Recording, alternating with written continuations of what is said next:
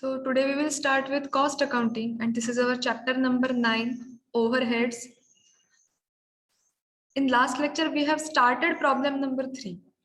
कालच्या लेक्चर मध्ये आपण problem number 3 हा start केला होता. Just we will revise the problem and will continue. The company having two production departments, namely X and Y, and two service departments, S1 and S2. The expenses incurred during the month of March 2018 are as follows. So company मध्ये दोन production departments आहेत, दोन service departments आहेत. The overheads are given. पहिला जो chart इथे दिसतोय, expenses amount, हे सगळे overheads दिलेले आहेत. Next, the following information is also available for the above departments. आणि इथे जी इन्फॉर्मेशन दिलेली आहे त्यामध्ये number of light points, HP means horse power of machine, these are the basis. हे बेसिस दिलेले आहेत and we have to allocate the basis. आपल्याला काय करायचं आहे तर बेसिस अलोकेट करायचे, त्यांचे प्रपोर्शन कॅल्क्युलेट करायचे अँड अमाऊंट जी आहे ती डिस्ट्रीब्यूट करायची. Prepare the statement showing primary distribution of overheads. First आपण बेसिस जे आहेत त्याचं प्रपोर्शन कॅल्क्युलेट करून घेऊया. Just keep in mind that direct wages and direct material. लक्षात घ्या, डायरेक्ट वेजेस, डायरेक्ट मटेरियल जेव्हा प्रॉब्लेम मध्ये दिलेले असतात तेव्हा त्याचा आपल्याला रेशो कॅल्क्युलेट करायचा नाहीये. डायरेक्टली सर्व्हिस डिपार्टमेंट मध्ये जेवढ्या त्याच्या काही अमाउंट्स आहेत ह्या आपल्याला ऍक्च्युअल अमाउंट्स तिथे रेकॉर्ड करायचे आहेत. सो आपण बेसिस फर्स्ट कॅल्क्युलेट, त्यांचे रेशो कॅल्क्युलेट करून घेऊया. Direct wages, direct material ratio calculate होणार नाही बिकॉज ऍक्च्युअल त्याच्या ज्या अमाऊंट्स आहेत ह्या रेकॉर्ड होतात. आता त्यातल्याही कोणत्या अमाऊंट रेकॉर्ड होतात तर सर्व्हिस डिपार्टमेंटला जी अमाऊंट आहे ही रेकॉर्ड होते. Next, number of light points. Number of light points साठी 30, then 15, 10 and 5. These are amounts are given. So 5 ones are 5, 5 twos are 10, 5 threes are 15 and 5 6 are 30. So इथे proportion आपण काय calculate केलंय, 6:3:2:1.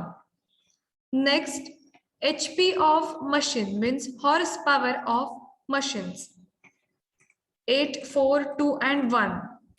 So याचा ratio काय येईल तर 8:4:2:1. Next, value of assets.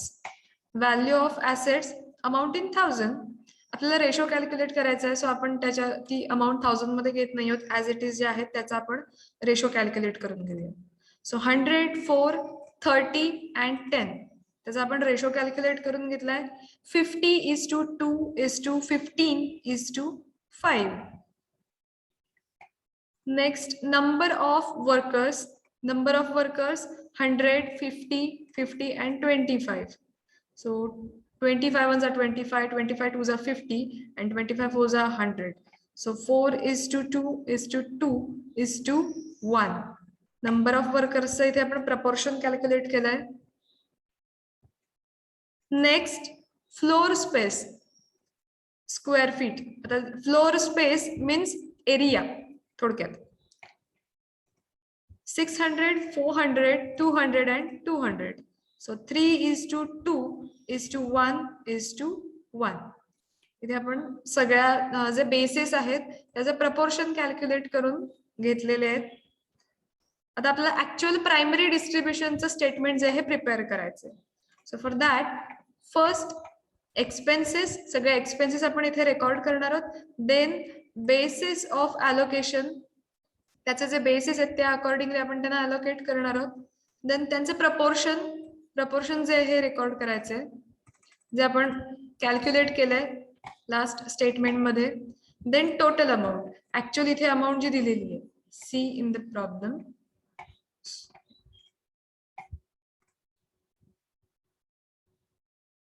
Staff welfare expenses 54,000.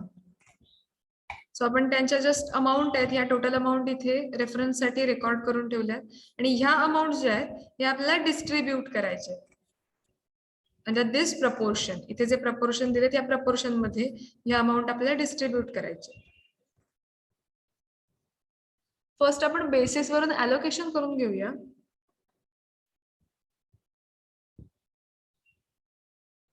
C first direct wages, direct material. जेव्हा problem मध्ये डायरेक्ट वेजेस किंवा डायरेक्ट मटेरियल दिलं असेल, फर्स्ट ते अलोकेट करून टाकायचं अँड देन सगळे जे ओव्हरहेड्स आहेत हे आपण रेकॉर्ड करणार आहोत.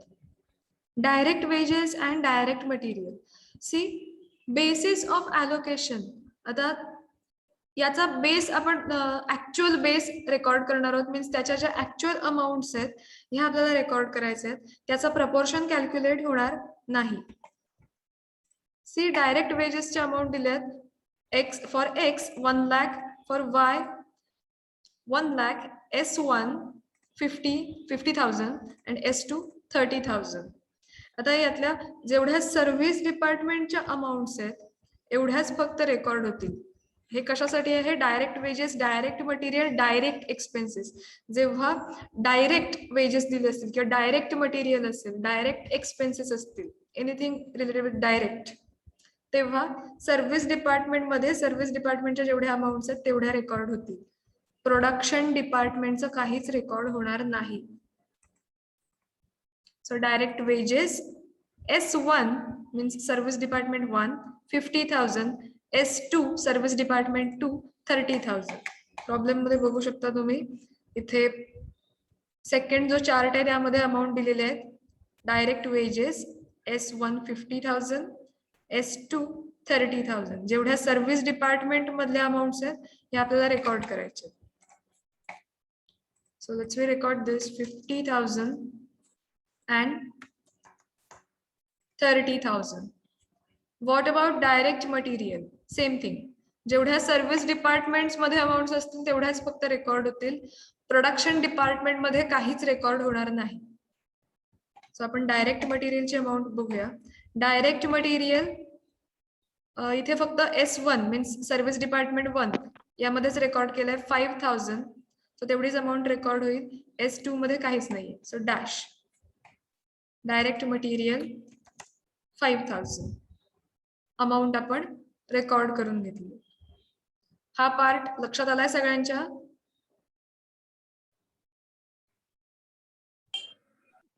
Yes ma'am. Yes, ma'am. Okay. आता पुढची प्रोसेस जी आहे ही आपला नेहमीचा प्रॉब्लेम आहे. जे ओव्हरहेड्स आहेत त्यांना त्यांच्या बेसिस नुसार अलोकेट करायचं आहे. Staff welfare expenses, number of workers, depreciation, value of asset, rent and taxes, floor area किंवा फ्लोर स्पेस किंवा एरिया. आता इथे फ्लोर स्पेस दिलेला आहे सो आपण फ्लोर स्पेस घेतोय. Power, HP of machine, horse power of machine. Then insurance on asset, value of asset, lighting, light points. जे overheads होते, जे एक्सपेन्सेस होते आपण त्यांना अलोकेट केलेले ऑन देअर बेसिस. त्यांचे बेसिस जे आपण अलोकेशन करून झालेले आहेत त्यांचं प्रपोर्शन रेकॉर्ड करून घेऊया. नंबर ऑफ वर्कर्स, इथे आपण नंबर ऑफ वर्कर्स साठी नंबर ऑफ वर्कर्स 4:2:2:1. सो त्यांचे जे प्रपोर्शन आहेत हे रेकॉर्ड करून घ्यायचे. 4:2:2:1. देन व्हॅल्यू ऑफ ॲसेट आपण इथे प्रपोर्शन कॅल्क्युलेट केलंय 50:2:15:5. देन फ्लोर स्पेस जेवढे प्रपोर्शन कॅल्क्युलेट केले ते सगळे रेकॉर्ड करून घ्यायचे. 3:2:1:1. Next column total amount. Problem मध्ये ज्या अमाऊंट्स दिलेल्या आहेत, see staff welfare expenses 54,000, depreciation 1,80,000, rent and taxes 2,80,000, power 1,50,000. जेवढ्या अमाऊंट दिल्यात ओव्हरहेड्सच्या त्या amount as it is record करून घेतल्या. अँड देन ह्या ज्या अमाऊंट्स आहेत ह्या प्रपोर्शन मध्ये डिस्ट्रीब्यूट करायचे. सो आपण डिस्ट्रीब्युशन स्टार्ट करूया. प्रोडक्शन डिपार्टमेंट 2 आहेत X and Y. Service department 2 आहेत S1 and S2. So first 54,000 distributed in 4:2:2:1. So त्याचं प्रपोर्शन आहे 4:2:2:1. या रेशो मध्ये 54,000 आपल्याला डिस्ट्रीब्यूट करायचं आहे. सो आपण डिस्ट्रीब्युशन करून घेऊया. 24,000 12,000, then 12,000 and 6,000. Next amount 1,80,000. 1,80,000 आपल्याला डिस्ट्रीब्यूट करायचे या रेशो मध्ये. सो आपण डिस्ट्रीब्युशन जे हे करून घेऊया. First for production department x it is 1,25,000, then 5,000, 37,500 and 12,500. आपण इथे डिस्ट्रीब्युशन करून घेतलंय. Next amount 2,80,000. त्याचं प्रपोर्शन आहे 3:2:1:1. डिस्ट्रीब्युशन करा. For department x it is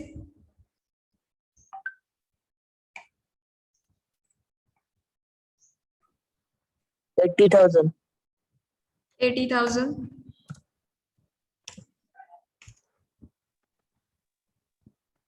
Next. 40,000. 40,000. Correct. Good.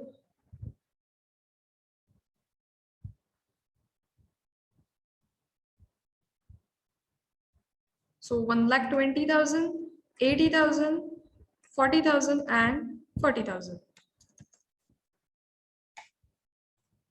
Next, power and their basis of allocation HP of machine. Their proportion is 8:4:2:1 and the amount is 1,50,000.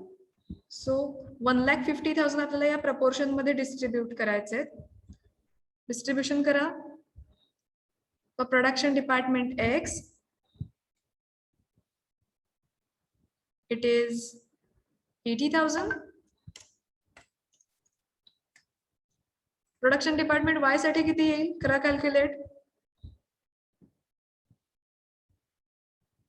40,000. Correct. 40,000. Next, service department 1.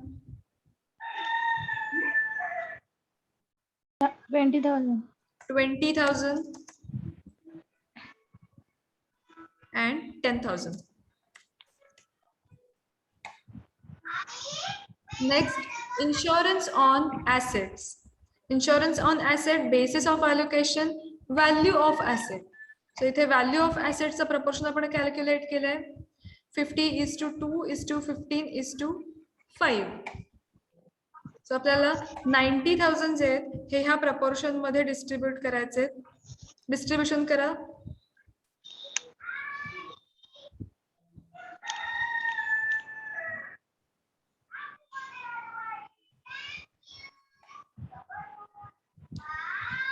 First 62,500 department X. What about department Y? 2,500. Correct. 2,500. What about service department 1?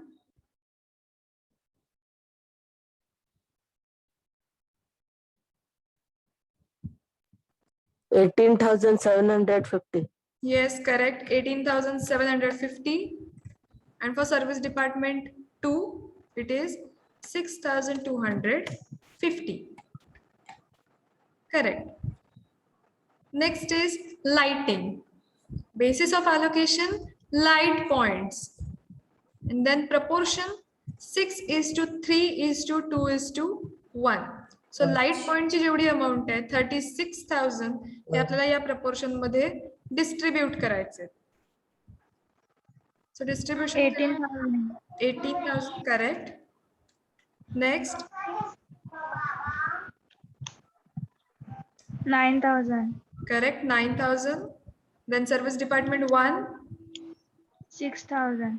correct, 6,000 and 3,000.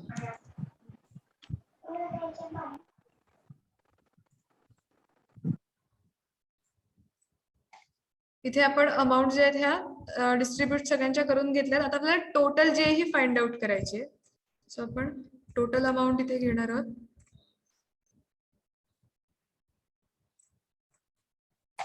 Department x ची total घ्यायचे. Department x 4,29,500. Then department Y, it is 1,48,500. For service department X, 1,89,250. And service department 2, 1,07,750. इथे आपलं primary distribution जे आहे complete झालंय. हा part लक्षात आलाय सगळ्यांच्या? Yes, ma'am. Yes, ma'am. Okay. Let's see another problem. Problem visible आहे सगळ्यांना? Yes, ma'am. Yes, ma'am. Okay. आता या प्रॉब्लेम मध्ये एक थोडं व्हेरिएशन आहे. जस्ट सांगते. A modern limited has 3 production and 2 service department. आता या कंपनीमध्ये 3 डिपार्टमेंट आहेत, हे प्रोडक्शन डिपार्टमेंट आहेत, 2 डिपार्टमेंट सर्व्हिस डिपार्टमेंट्स आहेत. The expenses for September 2018 are as follows. Expenses means हे ओव्हरहेड्स दिलेले आहेत जे आपल्याला ज्यांचे बेसिस फाइंड आउट करायचे आहेत आणि ह्या अमाउंट ज्या आहेत ह्या डिस्ट्रीब्यूट करायचे आहेत. So factory rent 10,000, lighting 7,100, depreciation on plant 6,000, supervision 3,200, power 18,000. These are the overheads. हे इथे एक्सपेन्सेस दिलेले आहेत. Next, the other information are as follows. Other information मध्ये काय काय दिलंय तर इथे पर्टिक्युलर्स मध्ये indirect material and indirect wages are given. See, या प्रॉब्लेम मध्ये इनडायरेक्ट मटेरियल आहे अँड इनडायरेक्ट वेजेस दिलेले आहेत. आता जेव्हा इनडायरेक्ट मटेरियल किंवा इनडायरेक्ट वेजेस दिलेले असतील तेव्हा आपल्याला काय करायचंय तर यांचा इथे आपल्याला रेशो कॅल्क्युलेट नाही करायचंय. हे डिरेक्टली आपल्याला ऍक्च्युअल त्यांच्या ज्या काही अमाउंट्स आहेत, ऍक्च्युअल अमाउंट्स मीन्स इथे ज्या दिलेल्या अमाउंट्स आहेत 800, 2,000, 900, 400 अँड 200, ज्या ऍक्च्युअल अमाउंट्स दिलेल्या आहेत ह्या अमाउंट्स डिरेक्टली प्रायमरी डिस्ट्रीब्युशन मध्ये रेकॉर्ड करायचे. आता लक्षात घ्या, आपण प्रायमरी डिस्ट्रीब्युशन मध्ये ओव्हरहेड्स घेतो, म्हणजेच काय तर इथे ज्या अमाउंट्स दिले आहेत ह्या डिस्ट्रीब्यूट करून घेतो. पण जेव्हा प्रॉब्लेम मध्ये इनडायरेक्ट मटेरियल, इनडायरेक्ट वेजेस हे चार्ट मध्ये दिलेले असतील तेव्हा हे सुद्धा प्रायमरी डिस्ट्रीब्युशन मध्ये रेकॉर्ड होतील इनडायरेक्ट मटेरियल, आणि हे ऍक्च्युअल त्यांचे जे काही अमाउंट्स आहेत ह्या ऍज इट इज रेकॉर्ड होतील. याचे प्रपोर्शन कॅल्क्युलेट करायचे नाहीयेत. हा पार्ट या एक्झाम्पल मध्ये थोडा डिफरंट होता, सो आपण हे एक्झाम्पल घेतलेलं आहे. Then area square feet, number of light points, number of workers, value of plant, HP of machines. जे बेसिस जसे आपण आधीचे प्रॉब्लेम सॉल्व्ह केलेत तसे हे बेसिस जे आहेत हे अलोकेट करायचे अँड अमाउंट डिस्ट्रीब्यूट करायचे. Then you are required to prepare a statement of primary distribution of overheads. So primary डिस्ट्रीब्युशनचं स्टेटमेंट प्रिपेअर करायचे. Primary distribution means this is primary distribution. आता आपण काय करणार आहोत तर जे फर्स्ट आधी जे बेसिस दिलेले आहेत ते बेसिस आपण अलोकेट करून घेऊया अँड देन त्यांच्या ज्या अमाउंट्स दिल्या आहेत त्या अमाउंट्स वरून प्रपोर्शन कॅल्क्युलेट करून घेऊया. First factory rent. फॅक्टरी रेंटला कोणता बेस येईल तर area square feet. Next lighting. Lighting जे एक्सपेन्सेस आहेत लाइटिंग साठी कोणता बेस येईल तर number of light points. Then what about depreciation on plant, value of plant. Supervision. Supervision number of workers. Then power. Power HP of machines, horse power of machine. So इथे आपण हे जे overheads आहेत त्यांचे basis allocate करून घेतले. आपण record करून घेऊया इथे. This is the statement of primary distribution. आता प्रत्येक वेळेला फॅक्टरी रेंटची अमाउंट दिलेली आहे 10,000. See in the problem factory rent 10,000 दिलेले आहे. आपण फॅक्टरी रेंट जे आहे त्याचा बेसिस आपल्याला एरिया स्क्वेअर फीट येतं. अमाउंट्स दिलेले आहेत 800, देन 1,900, देन 700 अँड 600. आपल्याला या अमाउंट्सचा इथे रेशो कॅल्क्युलेट करून घ्यायचा आहे. रेशो कसा येईल तर 8:10:9:7:6 आपण इथे त्यांचा रेशो कॅल्क्युलेट करून घेतलाय. What about lighting? लाइटिंगची अमाऊंट आहे 7,100. लाइटिंग साठी बेस येणार आहे number of light points. Number of light point साठी अमाऊंट इथे आहेत. First 15, then 35, 8, 7 and 6. सो इथे आपल्याला त्यांचा प्रपोर्शन किंवा त्यांचा जो रेशो आहे हा कॅल्क्युलेट करायचा आहे. रेशो कसा येईल तर 15:35:8:7:6. लाईट पॉइंट्सचा आपण रेशो कॅल्क्युलेट करून घेतलेला आहे. Next depreciation of plant amount 6,000. त्याचा बेस आहे value of plant. Value of plant साठी अमाऊंट दिलेले आहेत 30,000, 15,000, 5,000, 4,000 and 6,000. सो आपण इथे त्याचा रेशो कॅल्क्युलेट करून घ्यायचा आहे व्हॅल्यू ऑफ प्लांट साठी. सो 30 मला लसूण सोडा आणा डिश मध्ये. काय मी इथे कुठे बाहेर बसतो ते कोंबडी फिरताय. पटकन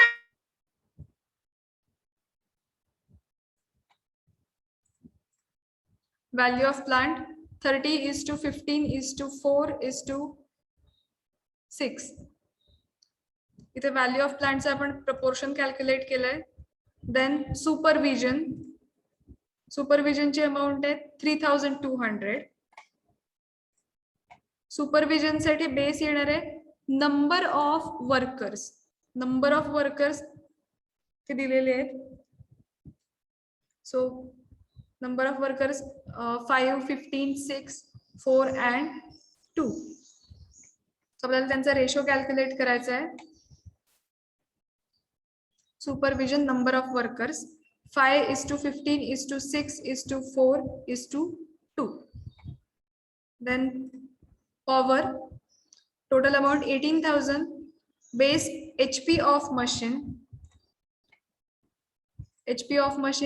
4, 3, 3 and 2.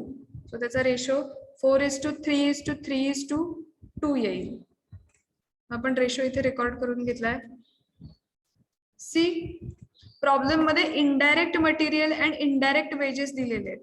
जेव्हा इनडायरेक्ट मटेरियल किंवा इनडायरेक्ट वेजेस दिले असतील त्याचं सुद्धा आपल्याला डिस्ट्रीब्युशन करावं लागणार आहे. सो इथे indirect material and indirect wedges त्याचा बेस काय येईल तर ऍक्च्युअल मीन्स आपण त्यांच्या ऍक्च्युअल अमाऊंट ज्या आहेत ह्या रेकॉर्ड करणार आहोत. जेव्हा indirect material and indirect wedges किंवा इनडायरेक्ट एक्सपेन्सेस हे दिलेले आहेत. आता एक्सपेन्सेस आपण त्यांच्या प्रपोर्शन अकॉर्डिंगली रेकॉर्ड करतोय. इनडायरेक्ट मटेरियल अँड वेजेस त्यांच्या actual amount production department, service department सगळ्या अमाऊंट ज्या ऍज इट इज आहेत त्याच रेकॉर्ड होतील.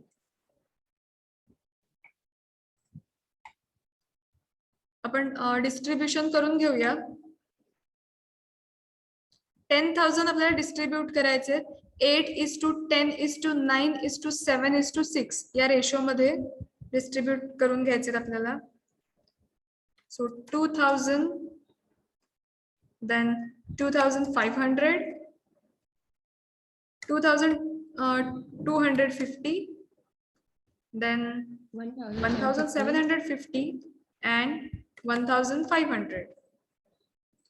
फॅक्टरी रेंट 10,000 जे आहे हे आपण या प्रपोर्शन मध्ये डिस्ट्रीब्यूट करून घेतले.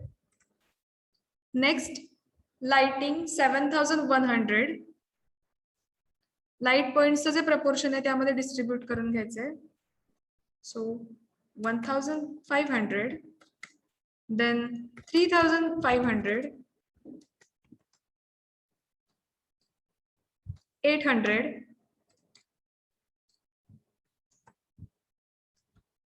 next 700 and 600.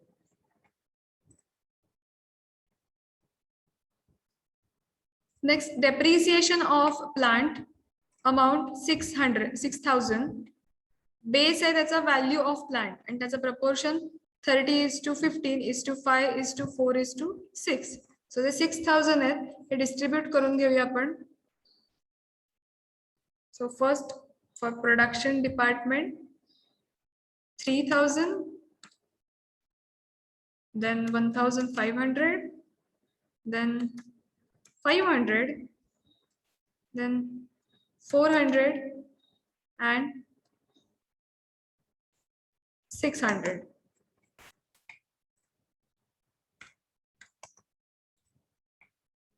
Then supervision 3200. Number of वर्कर्सचं जे प्रपोर्शन आहे त्यामध्ये डिस्ट्रीब्यूट करून घेऊया. 3200. So distribution is 500, then 1500, 600, 400 and 200. Next, power 18,000 distribute करून घेऊया. आता इथे रेशो कॅल्क्युलेट करताना 4:3:3:2. सो एवढ्याच या प्रपोर्शन मध्ये 18,000 जे आहेत डिस्ट्रीब्यूट करून घ्यायचे. For production department first it is 6,000, then 4,500, then 4,500 and 3,000. That's it. Service department Q मध्ये अमाऊंट येणार नाही बिकॉज प्रपोर्शन हे इतकंच आहे. सो आपण इथपर्यंत अमाऊंट ही डिस्ट्रीब्यूट केली. Next, indirect material and indirect wedges. Problem मध्ये जितकी त्याची अमाऊंट दिलेली आहे, indirect material 800, 2000, 900, 400 and 400. Actual amount जे आहेत as it is amount record करून घ्यायचे. So 800, 2000, 900,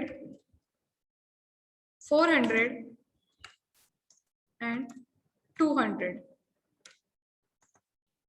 What about indirect wages? As it is amount record करायचे आहेत. Base actual means actual amount आपण record करतोय. 1,500, 1,600, 1,300, 900 and 1,000. आपण त्यांच्या ऍक्च्युअल ज्या अमाऊंट आहेत ह्या ऍज इट इज रेकॉर्ड केल्या आहेत. हे केव्हा होईल, जेव्हा indirect material and indirect wedges दिले असतील तेव्हा प्रोडक्शन अँड सर्व्हिस दोन्ही डिपार्टमेंट मध्ये ऍज इट इज जितके अमाऊंट असतील ऍक्च्युअल अमाऊंट या रेकॉर्ड करायचे. अँड देन प्रत्येक कॉलमचे आपल्याला टोटल घ्यायचे. Production department first, second and third, and then service department P and Q. For service department 1 it is 15,300, then for service department 2 it is 17,100, then for service department 3 10,850, sorry, production department 10,850 and service department 7,550, service department Q 4,100. आपण यांच्या total ज्या इथे घेतलेल्या आहेत आणि इथे आपला problem हा कंप्लीट झाला.